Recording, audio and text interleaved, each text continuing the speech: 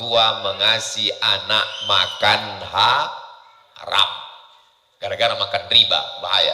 Ketiga, dimakan nasi berubah menjadi darah, darah berubah menjadi daging, daging membalut tulang. Ayyuma lahmin, setiap daging di badan, nabata min haramin, kalau dia tumbuh dari yang haram, fannaru aulabi, tempatnya api neraka jahanam. Setiap hari berdoa, Allahumma ajirna minan nar, Allahumma ajirna minan nar, Allahumma ajirna minan nar, Allahumma ajirna minan nar, Allahumma ajirna minan nar, Allahumma ajirna minan nar, Allahumma ajirna minan nar. Tapi tangan kita, kaki kita, mata kita, telinga kita, daging, lemak, sumsum, tulang badan kita menjadi santapan api neraka gara-gara makan haram. Yang keempat, berdoa. Rajulun, ada seorang laki-laki as'as, rambutnya berdebu, akbar, as'as kusut, akbar berdebu. Kenapa rambutnya kusut? Karena dia tidak mandi, takut besisir. Kalau besisir rambutnya gugur, rupanya dia sedang haram. Di tanah suci, ibadahnya suci, tapi kemudian doanya diangkat tangan, nyongkek tangannya ke langit, ya muddu yadayhi ila sama, ya Rab, ya Rab, ya Allah. Doanya tidak dikabulkan Allah. Apa sebab? Mat'amuhu haram, makanannya haram, masrabuhu haram, minumannya haram, malbasuhu haram, pakaiannya haram, wa ghudhiya bil haram, anak istri yang tak tahu apa-apa dikasih makan haram. Lidah yang memakan haram dipakai untuk berdoa, tak dikabulkan Allah. Dan kelima, itu yang disabik di Uzma tadi, bangun tengah malam berat solat, tak merasakan nikmat khusyuk. Azab bukan sakit, sakit boleh jadi penggugur dosa. Rugi bukan azab, boleh jadi rugi diselamatkan Allah dari maksiat. Azab di atas azab adalah tak merasakan nikmat ibadah, tak merasakan nikmat zikir, tak merasakan nikmat baca Quran, tak merasakan nikmat tahajud, tak merasakan nikmat menuntut ilmu. Salaf 3 abad pertama, abad pertama, yang kedua, yang ketiga, mereka dulu menikmati ibadah. Sebabnya adalah gara-gara makan haram. Di antara makan haram ini sebab yang terbesar adalah riba.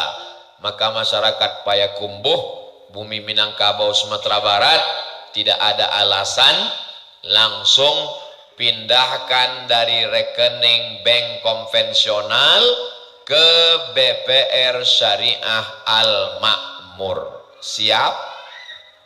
Dari bunyinya ndak siap. Awak kalau memang betul-betul serius hijrah, bukan cuma hijrah pakaian, bukan cuma hijrah sholat, bukan cuma hijrah jilbab, bukan cuma hijrah aksesoris, tapi hijrah, sebenar hijrah adalah tarik semua duit yang ada di bank konvensional, pindahkan. Dulu ambo selalu diundang dari bank konvensional, kini ndak lagi diundang ke bank konvensional. Itu dah ambo ceramahkan, siapa yang menabung di bank konvensional, sejak itu usah undangnya lagi. Ayo. Suatu ketika ambo diundang bank konvensional di Jalan Sudirman. Wah, ambo kebetulan puasa sunat hari Kamis, diaginya lah kue kotak. Saya puasa, bawa aja Pak Ustadz. Ambo bawa kue kok. Ambo kalau ceramah di bank konvensional, air minumnya indah ambo minum, kue kotaknya indah ambo makan, sebab itu riba. Honornya Ustadz ambil, ambo ambil, tapi ambo salurkan ke fakir miskin, indah ambo ambil, sebab itu haram, sebab ketek kalau gadang ambo ambil, ambo transferkan juga ke tempat lain.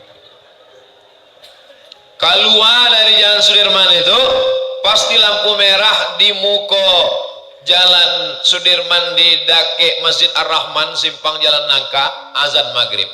Allahu Akbar, Allahu Akbar. Abu bapiki, babuka puasa ko sunnah, tapi nak kue kotak ko riba. Abi ada ditahan, ko haram, rusak darah daging awak. Dia diagikan saja beko ke orang-orang nanado meminta-minta di lampu merah. biasanya rame lah meminta lampu merah itu, biasanya ngetuk-ngetuk kaca. Pas hari itu surang pun ndak ada, seakan-akan orang tu tahu ambo membawa kue riba aku. Ambo pun singgah kok sembayang, ambo minum dari air tampe wuduk tu babuka puasa, Allah malaka sumtu dhahaba dhama wa batallatil uruq wa thabatal ajru. Lapis sembayang, masuk tausiah maghrib ke isya. Habis isya tanya jawab, jam 10 pulang. Kue riba tadi alun jo dimakan. Bekolah makan di Jalan Nangka. Sampai di Jalan Nangka, sampai jual seafood kerang. Alhamdulillah bisa berbuka. So, sampai di situ basuh apa-apa jual kuaci. Ambo tanya, bapak mau kemana? Saya mau pulang, geceknya. Dari jam berapa keluar rumah? Dari subuh tadi jam 10 malam belum pulang. Kalau gitu biarlah ambo antar. Kalau jam 10 malam ambo antar lah inyo, ruponyo inyo indak seakidah dengan awak. Di mana bapak tinggal? Di Jalan Paus ini, katanya. Di rumah tuh ramai. Ada beberapa teman saya, kami latihan pijat refleksi, nyo tunanetra, nak nampaknya jalan. Ambo agihkanlah kue riba tadi kainyo. Jadi dijago Allah awak daripada makan riba. Maka jangan sampai awak makan riba. Saya nggak ada, saya ambil bunganya Pak Ustadz. Saya kan cuma nyimpan aja uang itu di bank, duitnya tak saya ambil bunganya. Inyo disangkanya selamat menyimpan uang. Duitmu kau simpan di bank konvensional, mereka investasikan. Mereka menggunakannya untuk membuat properti perumahan, untuk bisnis, simpan pinjam, ekspor import. Kamu sudah berkontribusi pada riba. Kenapa kamu tak simpan di rumah? Duitnya lebih besar dari bantal Pak Ustadz. Kalau duitnya ketek bisa disimpan di bawah bantal. Ini tak bisa. Maka tidak ada alasan lain. Simpan uang di BPR Syariah Al-Makmur. Ambolah sampaikan. Kalau ambo di akhirat ditanya di Allah Subhanahu Wa Taala, hai Abdul Somad, kenapa kau cuma ceramah mengajak orang sholat, ceramah mengajak orang zikir, ceramah bersolawat? Banyak kini orang, kalau masalah-masalah ekonomi kok ndak usah, masalah politik ndak usah, sakit hati orang, kita menyenangkan hati orang saja. Pak Ustadz, saya ini masih konvensional, gimana? Yang penting banyak-banyak istighfar, insya Allah selesai. Iko agamaku bukan opium. Itu yang disebut oleh Marxis, pendiri sekuler komunis. Katanya agama iko opium, penenang. Agama bukan penenang. Ustadz yang menenangkan orang pelaku dosa, maka dia pun berdosa di hadapan Allah. Kalau haram, katakan haram. Ambo baguru kau udah senior kakak kelas Samboko. Jadi kalau ada orang bertanya beko ke bapak ibu, kenapa Ustaz Somad itu ceramahnya keras? Orang berdua, kalau contoh model ambo. Kan dulu sebelum ambo viral ambo tonton orang kok. Oh itu caranya rupanya. Tunggu kok kare-kare. Tapi biar dimuliakan Allah Subhanahu Wa Taala. Kalau haram, haram, tak ada tawar menawar. Kadang orang ini kadang apa nih hukumnya Ustaz? Haram. Kalau Ustaz kami yaki 50%, halam. Kalau haram, haram. Orang berdua kan tidak ada tawar menawar, langsung haram. Nah, maka kita kalau memang mau serius hijrah ini, jangan tanggung-tanggung, pindah. Besok pagi, besok kantor buka. Tarik semua bank konvensional, pindahkan ke BPR Syariah Al-Makmur. Takbir. Kenapa Ustaz bertakbir? Musir setan. Sebab kata setan, jangan, nanti aja. Beko kalau ada kawan-kawan, besok ibu pergi ke bank konvensional, tarik.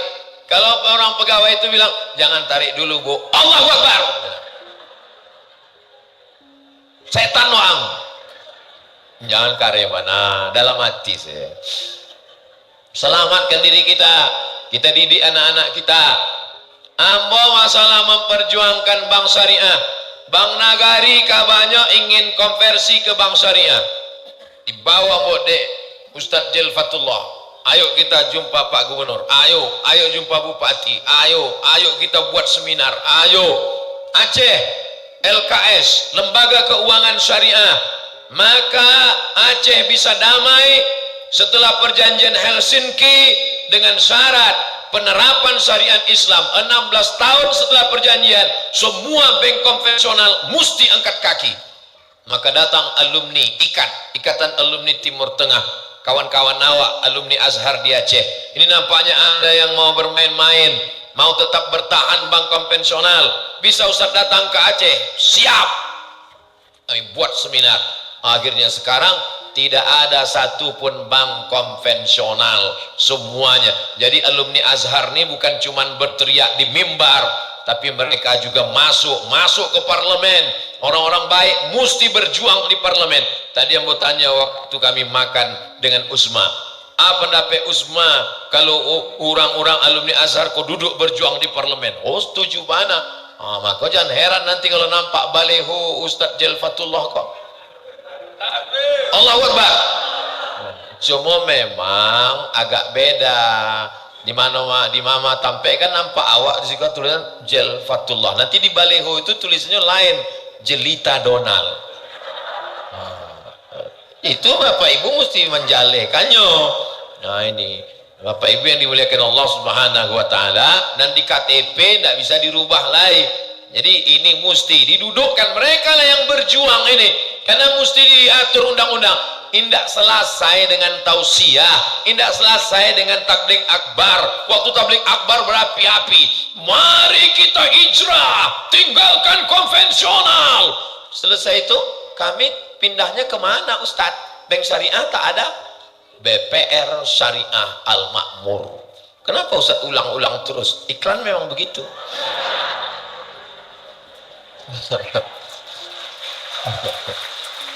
Ambo diundang oleh Bang Riau Kepri Syariah. Ustaz Somad bisa tausiah di Bang Riau Kepri, bisa. BRK Bang Riau Kepri ikut sekitar 2 tahunan lalu.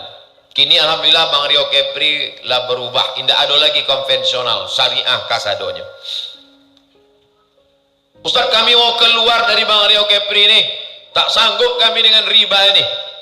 Ambo kecekkan, bertahan saya dulu sebentar, insya Allah tidak lama mulai Iko akan berubah. Jadi apa yang membuat ini belum lagi jalan?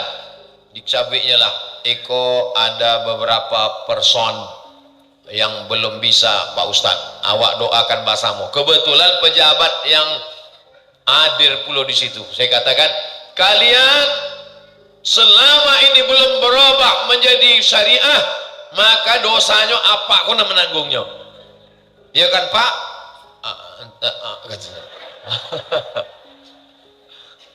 Jadi tidak ada alasan bagi masyarakat Minangkabau, Payakumbuh, dimanapun berada, kita doakan supaya BPRS Al-Makmur ini jangan hanya di Minangkabau, jangan hanya di Payakumbuh, jangan hanya ada di Padang, di Bukit Tinggi, menyebar ke seluruh Nusantara insyaallah. Amin.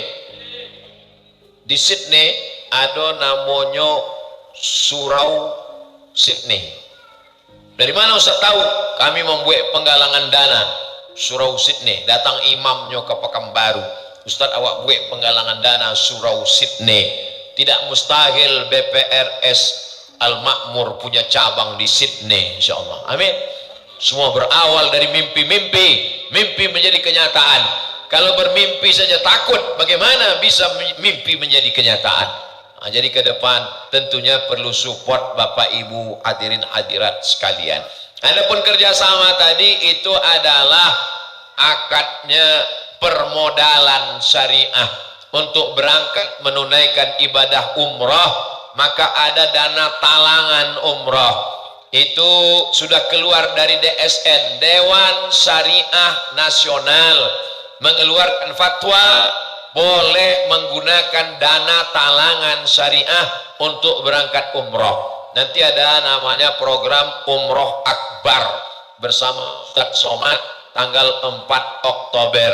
Jadi kalau masyarakat jamaah mengeluh, maka kerjasama itu tadi tanda tangan antara Azhar Islamic Tour, UAS Ustadz Abdul Salam dengan BPR Syariah Makmur. Insyaallah tanggal 4 Oktober basuwo awak di kota Al-Madinah Al-Munawwarah insyaallah. Sampai hari sesudah itu kita pun sampai ke kota Makkah Al-Mukarramah melaksanakan haji dan umrah. Ustaz, apa boleh beribadah itu mengutang? Itu selalu ditanya di orang.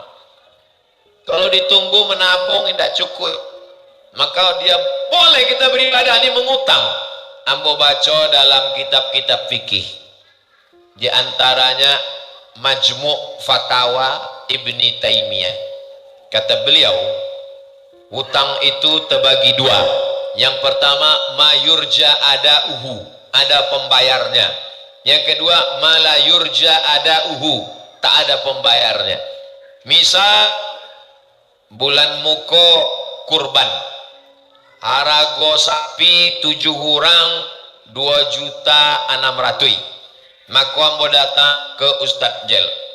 Ustadz, pinjam ambo piti 2.600.000 untuk kurban. Apa pembayarnya? Insyaallah padi ambo panen bulan muko. Itu bisa. Nanda boleh. Usma pinjam ambo piti 2.600.000 untuk kurban. Apa pembayarnya? Awak serahkan pada Allah Subhanahu wa taala. Itu tidak bisa. Itu namanya malayurja adau. Tidak jaleh nama membayarnya. Itu tidak bisa. Jadi bagi Bapak Ibu punya usaha, punya bisnis, tidak mesti PNS, tidak mesti gaji tetap, maka itu boleh sesuai dengan akad syar'i, dibenarkan, dikeluarkan. Kalau minuman kita pakai halal, label halal, dikeluarkan oleh Majelis Ulama Indonesia Komisi Fatwa. Sekarang sudah diambil alih oleh Kementerian Agama. Kalau masalah ekonomi, apakah ini murabahah, apakah ini mudharabah, apakah ini bagi hasil, apakah ini itu namanya wadiah titipan, maka itu semua dikeluarkan fatwanya melalui DSN, Dewan Syariah Nasional.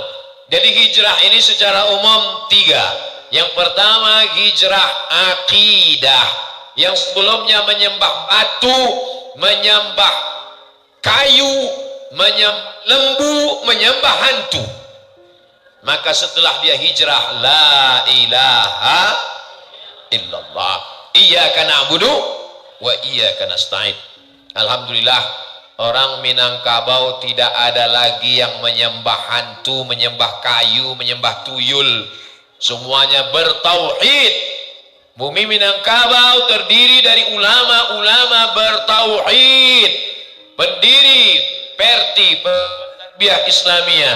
Muhammadiyah memang dari Yogyakarta, besarnya di Pulau Sumatera, di bumi Minangkabau. Kita mengenal ada Buya Karim Amrullah tahun 1911. Buya Abdul Karim Amrullah inya Rasul, inya doktor, karena beliau mendapat gelar doktor dari Al-Azhar Kairo. 1911 beliau memimpin tawalib Padang Panjang, dan Ustadz kanan kiri yang boko kedua-duanya alumni tawalib Padang Panjang. Jadi ilmu mereka ini bersanad sampai kepada Syekh Dr. Imam Ahmad Khatib Al-Minkabawi, turun kepada Syekh Abdul Karim Amrullah, turun kepada guru-guru di tawalib Padang Panjang, turun kepada mereka. Al-isnad minad din, sanad ini bagian dari agama. Fanzuru amman ta'khudhu dinakum, kalau kamu belajar agama, tengok pandang sanadnya dari mana. Ini kan lagi tren gini kok sanad. Belajar arba'in dari mana sanadnya? Hadisnya dari mana? Fikihnya dari mana? Oh, ini orang ini tak bersanad. Kamu belajar dari mana? Dari Tabayatubu YouTuban. YouTube. Boleh belajar dari YouTube, syaratnya 3. Nampak tamu Ustadz itu ada di alam nyata. Sebab kini ada program baru, bantuan mukonya manusia, suaranya suara manusia, tapi sabananya inyo robot. ambo bolak-balik ke Kuala Lumpur, alun basuo lai dengan Upin, Ipin, Jarjit, Bang Saleh, ndak ada wujudnya. Jadi kalau Bapak Ibu selama ini belajar tak langsung talaki dengan Uzma, dengan Ustadz Jel, tapi mereka ini ada di alam nyata, itu bisa. Yang kedua, mereka berakidah Ahlussunnah wal Jamaah, bukan Syiah, bukan Khawarij, bukan Murji'ah, bukan liberal, bukan sekuler, tapi orang yang berpegang kepada Quran dan Sunnah Rasulullah Sallallahu Alaihi Wasallam.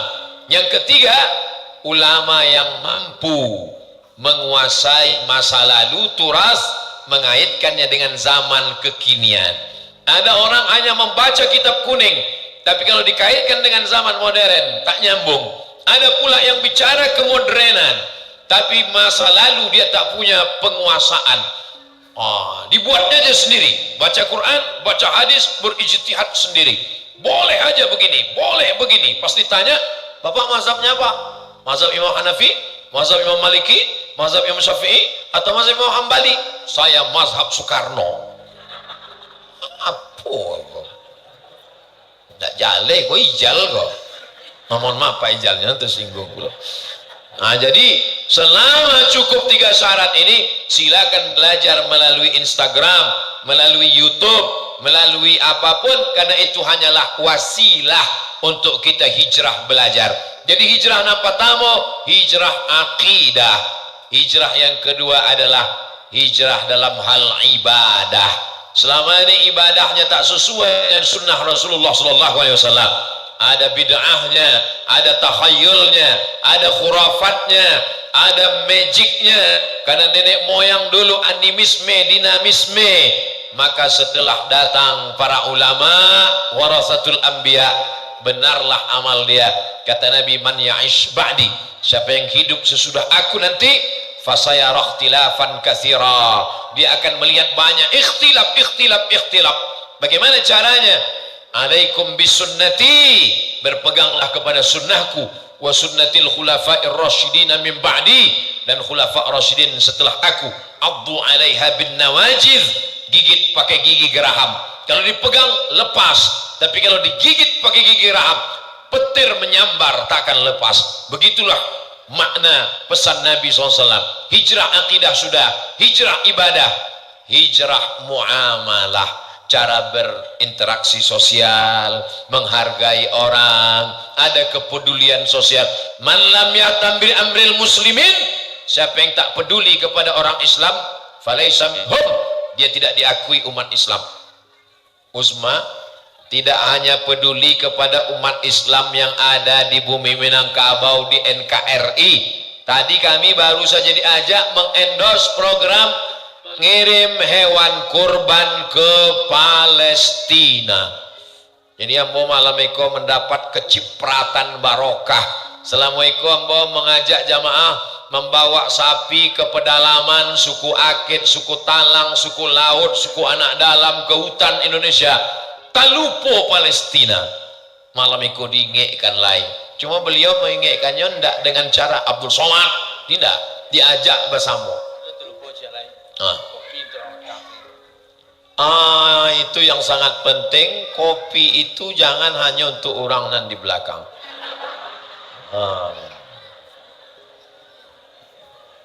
Tomat bukan sembarang tomat. Tomat dibeli di kota Makkah. Kenapa Ustadz Jel kurang semangat? Kopi belum datang ke Ustadz Jel Fatullah. Itulah, coba kirimkan ke Siko. Bapak Ibu yang dimuliakan Allah Subhanahu wa taala, maka kalau tiga hijrah ini sudah kita lewati, akidahnya sudah benar, ibadahnya sudah benar, muamalahnya, akhlaknya sudah benar, maka itulah hijrahku sama dengan hijrahmu. Hijrah Uzma sama dengan hijrah Ustadz Jel sama dengan hijrah Bapak semuanya.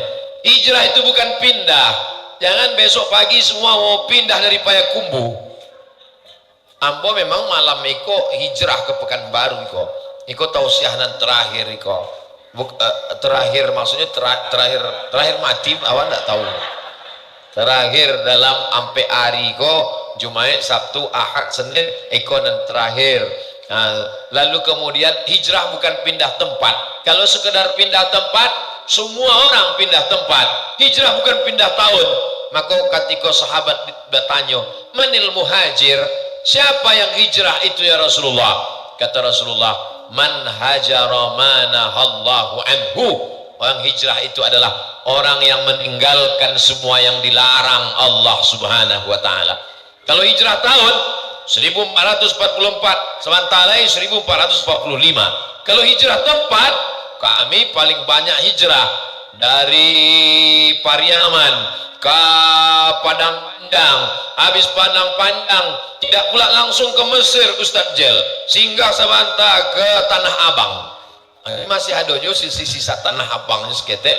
Dari Tanah Abang baru ke Mesir, dari Mesir ke Makkah, dari Makkah ke Madinah, baik ke Jeddah, pulang lagi.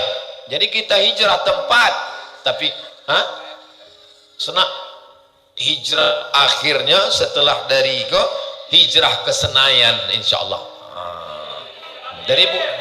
Dari bunyi aminnya ndak setuju pula apanya. Ibu setuju ndak kalau hijrah ke Senayan kok? Takbir. Bapak Ibu yang dimuliakan Allah Subhanahu wa taala, memilih orang baik, mendudukkan orang baik wajib hukumnya. Sebab kalau orang baik, orang hijrah tidak memberikan suaranya, ingat, pemabuk mencoblos, LGBT mencoblos, pezina maaf cakap mencoblos, mereka memilih. Orang sholat tak memilih, pas ditanya tidak memilih, serahkan aja pada Allah. Nanti akan duduk pecandu narkoba, akan duduk pezina. Ketika voting di kabupaten kota, sidang paripurna, yang memimpin sidang sedang sakau narkoba. Setujukah ada APBD untuk masjid? Tidak ada yang setuju. Kenapa? Pemabuk semua, penyamun, perampok semua. Gara-gara apa?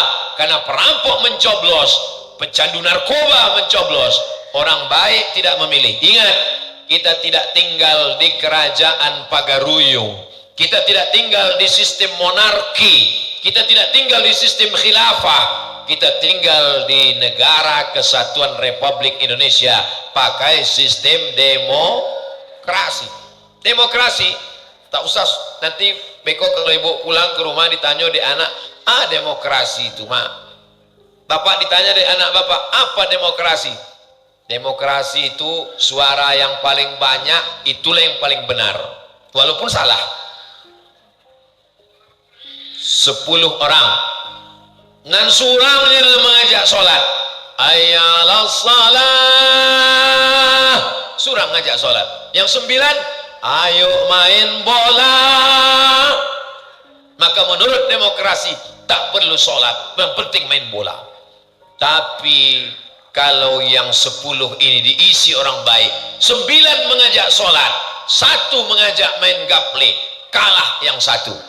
Jadi kalau ada orang mengatakan demokrasi ini salah, yang salah itu adalah orang yang mengisinya. Kalau yang mengisi anggota legislatif 50 orang, semuanya setuju merubah bank konvensional jadi bank syariah, jadi apa tak jadi? Jadi, tapi karena kurang 1 suara, dalam demokrasi 50 plus 1, 1 suara hilang, kalah dalam parlemen. Maka kata Presiden Soekarno, kita tidak negara Islam, kita negara demokrasi. Siapa yang mau membawa aspirasi Islam, berjuanglah di parlemen. Nah, kok nampaknya Ustadz Somad kan mencalek dia nampaknya kok. Ambo tetap jadi ustadz, tapi ada orang baik. Ambo musyawarahkan ke ambo ke Ustadz Iko, ambo tanya ke Usma, ambo tanya ke Ustadz Jel, Ustadz Jel, kalau awak dorong orang Iko jadi wali kota, kata Ustadz Jel, mantap. Tapi awak tanya lu Usma, tanya Usma, kalau orang Iko duduk jadi wali kota, bagus. Tanya lagi almarhum Ustadz Tengku Zulkarnain, Ustadz Tengku, kata Ustadz Tengku, siap, turun kami berempat.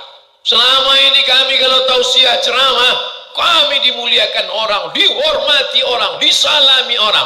tapi demi mendudukkan orang baik ini supaya kota jadi baik, kami turun ke pasar menyalami tukang ayam, tukang ikan. Coblos ya Pak yo, coblos ya Pak yo. Memang hilang benar rago diri awak waktu itu rasanya. Tapi ada musyawarah awak basamo, awak ingin menunjukkan bahwa kalau suara umat Islam yang ramai ini bisa mendudukkan orang jadi bupati, jadi wali kota, jadi gubernur, jadi presiden, DPRD kabupaten, DPRD kota, DPRD provinsi, DPR RI, DPD. Jadi kalau ada orang mengatakan, apa loh Ustaz Somad ini cerita-cerita politik, cerita-cerita ekonomi, cukup cerita sholat aja. Yang paling lama berceramah kok ndak ada orang nan benci, sadonyo suka cerita tentang sabar.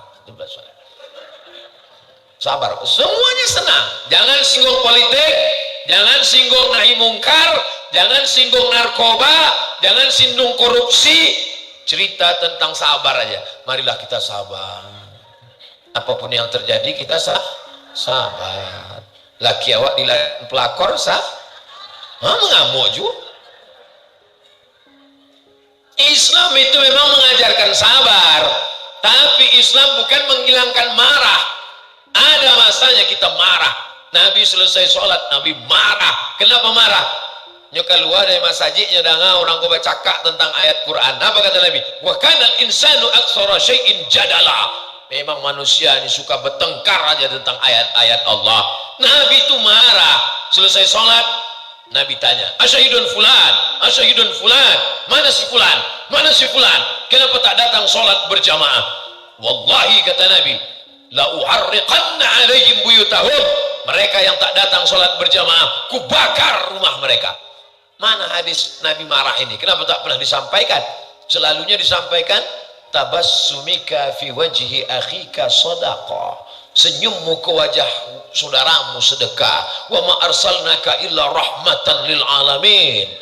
Ambo pernah membaca WA dikirimkan ke panitia, tolong jangan undang Abdul Somad, undanglah ustadznya matan lil alamin. Oh jadi ambo kon laknatan lil alamin. Tak bisa dia menempatkan kapan Nabi senyum, kapan Nabi marah. Maka ulama dari bumi Minangkabau ini memang dari dulu berprinsip, kalau agamamu dihina, kau tidak marah, ganti bajumu dengan kain kapan. Buya Hamka itu ambo sangat terpengaruh dengan Buya Hamka, makanya patang ambo ajak jamaah menonton film Buya Hamka. Ustaz ada dapat persen? Tidak ada dia orang tuh. Tapi ambo ada kepuasan. Sebab apa? Sebab ambo mandangan film yang lagi viral di Indonesia ditonton berjuta orang adalah film hantu. Di Malaysia film yang viral adalah film tentang pejuang. Kenapa? Karena orang Malaysia suka kepada tokoh perjuangan. Kalau di suatu negeri itu banyak cinta ilmu, film yang viral adalah film ilmu pengetahuan. Kalau di suatu negeri itu banyak orang cinta tokoh, film yang viral adalah film tentang tokoh. Kalau di negeri itu film yang viral adalah film hantu, berarti di negeri itu banyak enggak adanya bi. Alhamdulillah ada yang menyeimbangi. Datanglah film Buya Hamka. Ambo kalau ada ambo support. Kopi pun datang. Setelah kopi datang baru agak slow Ustaz. Rupanya inyo ndak sumange tapi berang. Bapak Ibu yang dimuliakan Allah Subhanahu wa taala, kami kok memang berbeda. Dari dulu kami beda. Ustaz Jel pakai sorban, ambo pakai peci. Ustaz Jel pakai jubah, ambo pakai celana. Walaupun inyo berjubah bercelana juga. Kami berbeda dalam beberapa hal. Uzma bajangwi, ambo alun tumbuh. Tapi mereka berdua ini dalam masalah khilafiyah tak pernah mempermasalahkan. Prinsip kami nata'awan fi mattafaqna wa nata'adzar fi makhtalafna. Pada perkara yang kita sepakati, mari kita bekerja sama. Tapi dalam masalah-masalah yang kita bisa bersepakat, kita kerjasama dalam masalah khilafiyah, mari kita berlapang dada menerima perbedaan. Jadi kalau Bapak Ibu melihat ada beberapa perbedaan di antara kami, kenapa orang ini bisa berbeda tapi bisa duduk satu majelis? Berlapang dada, beramai-ramai kita lapang, bersendiri kita sempit. Ambo kalau ambo surang sampai dunia kok. Tapi kalau berjumpa Usma ke Pekanbaru ndak basuo ambo. Pulang inyo dari Pekanbaru hanya tidak ada maksud niat lain, hanya sekedar ingin duduk dengan kita bersilaturahim malam ini. Mudah-mudahan silaturahim itu memanjangkan umur, memurahkan rezeki. Man ahabba yabsatalahu fi rizqihi, siapa yang mau dilapangkan rezekinya, wa yunsa'alahu fi azarihi, mau dipanjangkan umurnya, falyasil rahimahu, maka hendaklah dia rajin-rajin menyambung tali silaturahim. Sering-sering kita bersilaturahim, sering-sering bersilaturahim, termasuklah silaturahim malam ini. Mudah-mudahan segala maksud niat baik kita disampaikan Allah Subhanahu wa taala. Kita bisa melaksanakan umrah, hijrah dari yang haram kepada yang halal. Anak-anak kita tidak makan haram. Tapi jangan kajian ini hanya sampai di tepi bibir, di ujung lidah. Kita langsung amalkan besok pagi. Besok pagi amal yang pertama kita lakukan setelah sholat subuh, habis sarapan langsung ke bank konvensional menarik duit, hijrahkan ke BPR Syariah Al-Makmur. Allahu Akbar. Ustaz kok saja inyon ndak ada, ambola di bank syariah. Bank syariah mana? BSI. Lagi Bang Reo Kepri. Yayasan kami pun baik tujuh. Yayasan Tabung Wakaf Umat, Yayasan Pendidikan Hajah Rohana, Yayasan Wakaf Hajah Rohana Berbagi, pakai bank syariah. Kenapa Ustaz tidak ke BPR Syariah Al-Makmur? Alun ada cabangnya di Pekanbaru. Kalau ada, ambo buka juga rekening ambo di situ, insya Allah. Jadi jangan hanya kita ngomong bicara, tapi menyampaikan. Ambo kalau berkecimpung dengan bank konvensional langsung dikritik orang. Dalam salah satu endorse Mas Haji, mari kita bantu pembangunan masjid ke BRI. Wah, habis ambo diserang. Katanya nggak boleh bank konvensional. Ini Ustadz kok BRI. Kini yang buat tahu kalau ada yang namanya BRI itu makasihnya sebab bank yang bisa masuk ke kampung-kampung itu adalah BRI. Tapi kalau BPR Syariah Al-Makmur bisa ke kampung-kampung, hilang BRI kok. Mereka sudah pindah ke BPR Syariah Al-Makmur, nggak jadi BRI Patang, gitu. Tapi kadang di darurat. Tak mungkin masuk ke kampung-kampung tanpa wasilah itu. Ma la yatimul wajib illa bihi fahuwa wajib. Nah ini perlu dijelaskan supaya tidak sampai menjadi fitnah. Lebih kurang sampai 45 menit dari jam 9 sampai 5 ambo menyampaikan nikah.